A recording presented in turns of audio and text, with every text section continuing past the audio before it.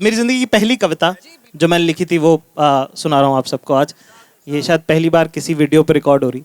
कि मैं शून्य पे सवार हूँ, बेअदब समय खुमार हूँ, अब मुश्किलों से क्या डरूँ, मैं खुद कहर हजार हूँ, मैं शून्य पे सवार हूँ कि ऊंच नीच से परे मजाल आँख में भरे मैं लड़ पड़ा हूँ रात से मशाल हाथ में लिए, न सूर्य मेरे साथ है तो क्या नहीं ये बात है, वो शाम को था ढल गया, वो रात से था डर गया, मैं जुगनुओं का यार हूँ, मैं शून्य पे सवार हूँ। बहुत बढ़िया।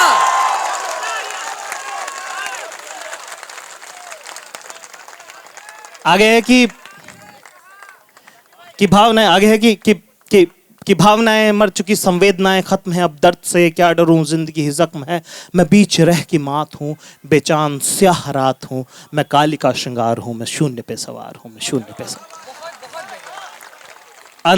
लास्ट एक पैरा ये है कि इसमें कि जैसे भगवान राम जो थे वो सूर्यवंशी थे, ठीक है, और रावण बहुत ज्ञानी माने जाते थे कि हूँ राम का सा तेज मैं लंकापति सा ज्ञान हूँ,